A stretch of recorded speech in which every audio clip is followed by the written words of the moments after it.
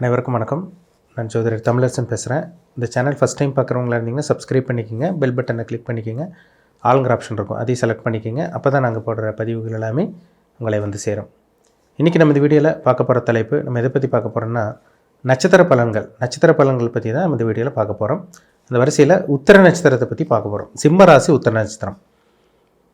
உத்திரம்ங்கிறது வந்து பார்த்திங்கன்னா இது வந்து உடைப்பட்ட நட்சத்திரம். அது வந்து சிம்ம ராசிக்கு வரும், கன்னி ராசிக்கு வரும்.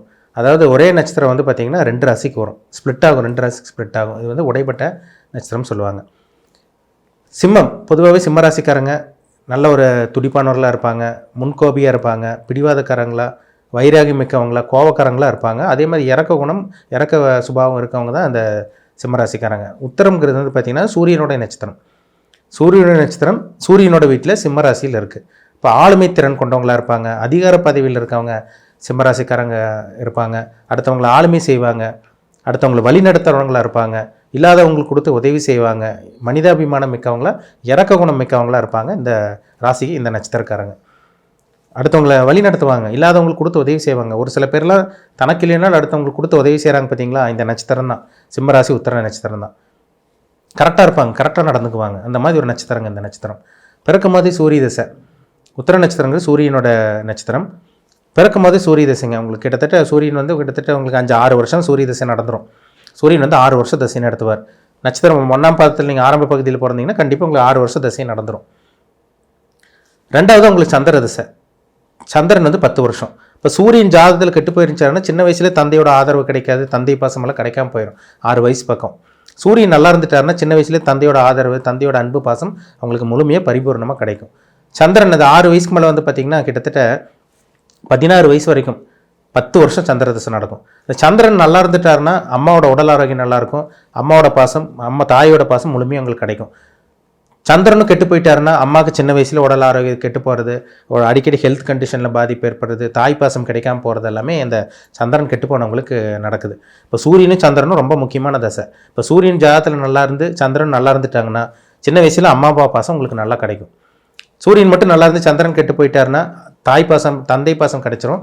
சந்திரன் மட்டும் நல்லா இருந்து சூரியன் கெட்டு போயிட்டாருன்னா அம்மா பாசம் மட்டும் உங்களுக்கு கிடைக்கும். இது உங்கள் ஜாதகத்தில் பார்த்தாலே தெரிஞ்சுக்கலாம். சூரியன் நல்லா இருக்கணும், குருவோட சம்மந்தப்பட்டு, சுக்கிரனோட சம்மந்தப்பட்டு, சந்திரனோட சம்மந்தப்பட்டு, வளர்பெரி சந்திரனோட தொடர்பெல்லாம் இருந்துட்டாருன்னா சூரியன் நல்லா பலமாக இருக்காருன்னு அர்த்தம். அதேமாதிரி சந்திரனுக்கு வந்து குருவோட தொடர்பு, சுபகிரகத்தோட தொடர்பு, நல்ல ஒரு ஸ்தானத்தில் இருந்துட்டாருன்னா சந்திரன் உங்களுக்கு வலிமையாக இருக்காருன்னு அர்த்தம். அப்போ சூரியன் சந்திரன் ரொம்ப முக்கியமான கிரகங்கள்.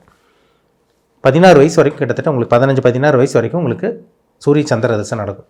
செவ்வாய் தசை 15 வயசுக்கு மேலே வரக்கூடிய செவ்வாய் தசை. அதில் தான் ஒரு சில பேர் இந்த விளையாட்டுத்துறையில் ஸ்கூல் படிக்கும் போது, காலேஜ் போகும்போது அந்த விளையாட்டுத்துறையில் இந்த வாலிபால், ஃபுட்பால், அந்த கிரிக்கெட் மேலே ஒரு ஆர்வம் வருது பார்த்தீங்களா, அதை ஃபோக்கஸ் பண்ணுவாங்க. ஏன்னா செவ்வாய்ங்கிறது விளையாட்டுக்கு உண்டான அமைப்பு. சின்ன வயசில் ஜிம்முக்கு போய் ஜாயின் பண்ணுவாங்க, உடல் பயிற்சி செய்கிறது, கட்டுமஸ்தான ஒரு உடல் வச்சுக்கிறது, ஃபிட்டாக உடம்பு வச்சுக்கிறதெல்லாம் இந்த செவ்வாய் தசையில் தான் உங்களுக்கு நடக்கும். 15 வயசுக்கு மேலே வரக்கூடிய செவ்வாய் தசை விளையாட்டு மேலே ஆர்வம் காமிக்கும், விளையாட்டுத்துறையில் ஆர்வத்தை கொண்டு போகும், உடலில் கட்டுக்கோப்பாக வைக்கிறது எல்லாமே இந்த செவ்வாய் தசையில் தான் உங்களுக்கு நிச்சயமாக ஏற்படும். கிட்டத்தட்ட 21-22 வயசு வரைக்கும் உங்களுக்கு செவ்வாய் தசை தான். 22 வயசு வரைக்கும் செவ்வாய் தசை நடக்கும். அந்த 22 வயசு மேலே செவ்வாய் தசை முடிஞ்சதுக்கப்புறம் உங்களுக்கு ராகு தசை வருங்க. ஒரு சில பேர் 22 வயசுக்கு மேலே ஐடி ஃபீல்டில் போய் செட்டில் ஆகி வெளிநாடு போயிடுறாங்க பார்த்தீங்களா, பிறந்தோர் ஒன்றா இருக்கும், வெளியூரில் போய் ஒரு இடம் செட்டில் ஆவாங்க. என்ன காரணம்னா 22 வயசுலேருந்து கிட்டத்தட்ட 40 வயசு வரைக்கும் 18 வருஷம் ராகு தசை நடக்கும். அந்த ராகு வந்து பார்த்திங்கன்னா நல்ல ஒரு கிரகத்தோடு சேர்ந்துட்டாருன்னா கண்டிப்பாக ராகு நல்ல ஒரு உங்களை வழி நடத்திட்டு போயிடுவார். ராகு கெட்ட கிரகங்களோட சம்மந்தப்பட்டு இருந்தாருன்னா கண்டிப்பாக 22 வயசுக்கு அப்புறம் வாழ்க்கையை தலைகீழாக மாறிடும். உங்களுக்கு நெகட்டிவான விஷயங்கள் நடக்கும், தவறான வழிக்கு போவீங்க, தவறான தொடர்புகள் ஏற்படும், இல்லீகல் கான்டாக்ட் ஏற்படும், தவறான நட்பு வட்டாரங்கள் உங்களுக்கு அறிமுகமாகும். அந்த டைமில் அந்த 22லேருந்து 40 வயசு வரைக்கும் உங்கள் வாழ்க்கை பால்னு சொல்லிடலாம். வாழ்க்கையை ஒன்றுமில்லாமல் போகும். ஆளே காலி பண்ணுறதெல்லாம் அந்த ராகு தசையில் தான் ஒன்றுமில்லாமல் பண்ணிடும். 22 வயசுக்கு மேலே அப்ராடு போய் செட்டில் ஆகிறாங்க, லண்டன், யூகே, சிங்கப்பூர், மலேசியாவில் போய் செட்டில் ஆகிறாங்க பார்த்தீங்களா, கனடாலலாம் செட்டில் ஆகிறவங்க ஜாதகம் பார்த்தா ராகு தசை நடக்குங்க. 22 வயசுக்கு மேலே வரக்கூடிய இந்த ராகு தசையில் அப்ராடில் போய் செட்டில் ஆகிறாங்க. ஏன்னா அந்நிய கிரகம், அந்நிய பிளானெட்டு தான் ராகு கேதுக்கள். அந்நிய நபர்களோட பழக்க வழக்கங்கள், அந்நிய பாஷை பேசுகிறவங்களோட பழக்க வழக்கங்கள், அவங்க கூட சேர்ந்து இருக்கிறது, அவங்க நாட்டுக்கு போகிறது, அங்கேயே வந்து பார்த்திங்கன்னா குடியுரிமை வாங்குறது எல்லாமே அந்த ராகு தசையில் தான் உங்களுக்கு நடக்கும். 18 வருஷம் ராகு தசை. ஐடி ஃபீல்டெல்லாம் வெளிநாட்டில் போய் செட்டில் ஆகிறாங்க பார்த்தீங்களா, 22 வயசுக்கு அப்புறம் அவங்களுக்கு ராகு தசை நடந்திருக்கும், அவங்களுக்கு நடந்துகிட்ருக்கும். ஏன்னா ராகு வந்து பார்த்திங்கன்னா பிரம்மாண்டத்துக்கு உண்டான கிரகம்.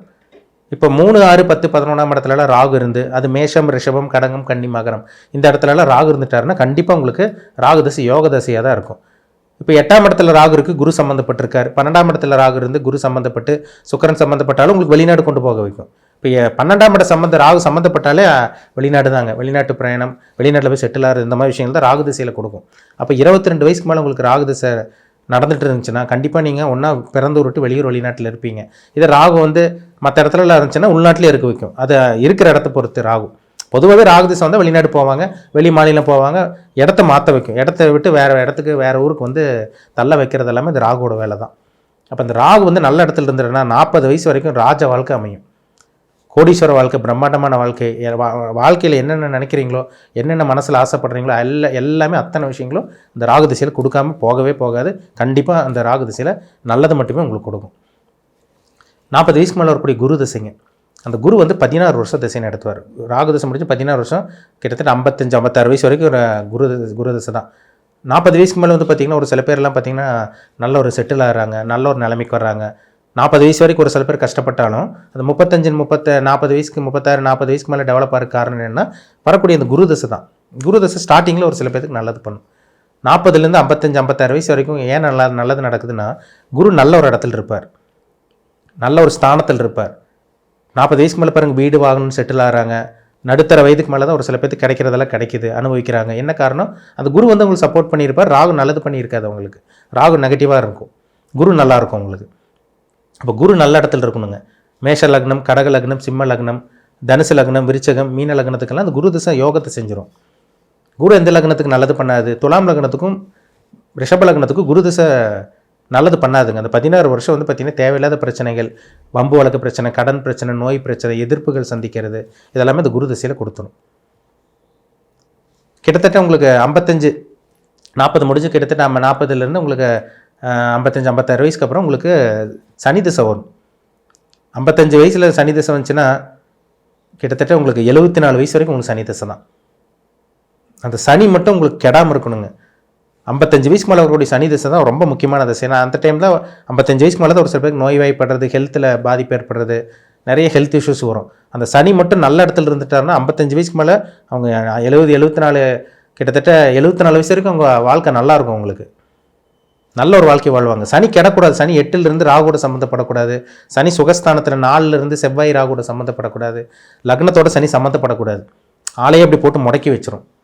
ஏன்னா சனி வந்து எலும்புக்குண்டான கிரகம், மூட்டு எலும்பு சம்மந்தமானதுக்கு எல்லாமே சனி தான். நரம்பு மண்டலத்துக்கு அதிபதி சனி. நோயை கொடுக்குற கிரகம், கடனை கொடுக்குற கிரகம், துன்பத்தை கொடுக்குற கிரகமே சனி தான். அப்போ அந்த சனி சுபகிரகம் சம்மந்தப்பட்டுருச்சுன்னா அந்த 55 வயசுக்கு மேலே வரக்கூடிய சனி திசையும் உங்களுக்கு யோகத்தை செய்யும்.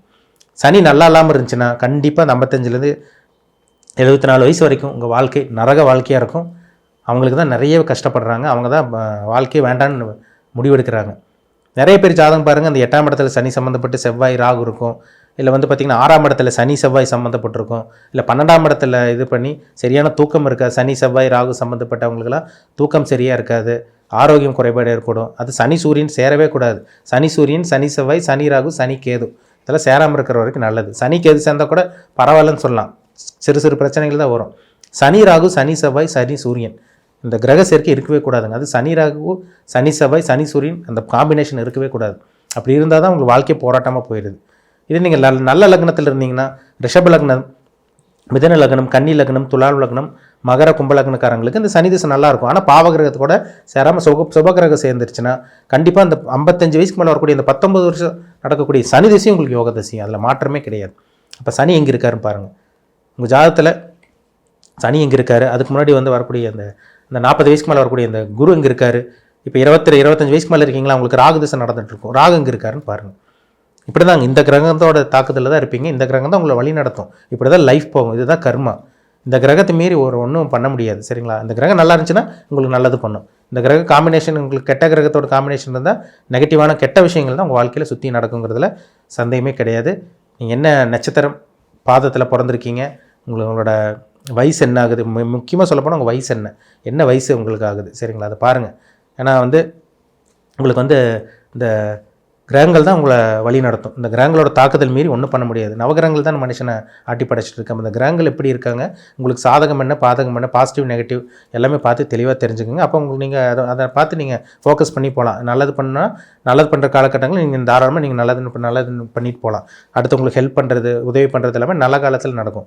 நெகட்டிவான காலகட்டங்கள் உங்களுக்கு யாரும் உதவி பண்ண மாட்டாங்க, சப்போர்ட் பண்ண மாட்டாங்க, நீங்களே துன்பத்தை அனுபவிக்கிற மாதிரி இருக்கும். அப்போ அது 6-8 தசாபுத்தி நடக்கிற மாதிரி உங்களுக்கு இருக்கும்னு அர்த்தம். சரிங்களா? இப்போ 6ஆம் அதிபதி 8ஆம் அதிபதி தசாபுத்தி நடக்குதா, லக்ன சுபர்களோட தசாபுத்தி நடக்குதான்னு உங்கள் தனிப்பட்ட ஜாதகத்தை பார்த்து தெளிவாக தெரிஞ்சுக்குங்க. மீண்டும் அடுத்த பதிவில் சந்திக்கும் வரை உங்களிடமிருந்து விடைபெறுவது உங்கள் ஜோதிடர் தமிழரசன். இந்த சேனல் பிடிச்சிருந்தா உங்கள் நண்பருக்கு உறவினருக்கு ஷேர் பண்ணுங்கள், லைக் பண்ணுங்கள், சப்ஸ்கிரைப் பண்ணுங்கள், பெல் பட்டனை கிளிக் பண்ணிக்கோங்க, ஆளுங்கிற ஆப்ஷன் இருக்கும் அதையும் செலக்ட் பண்ணிக்கோங்க. அப்போ தான் நாங்கள் போடுற பதிவுகள் எல்லாமே உங்களை வந்து சேரும். நன்றி, வணக்கம்.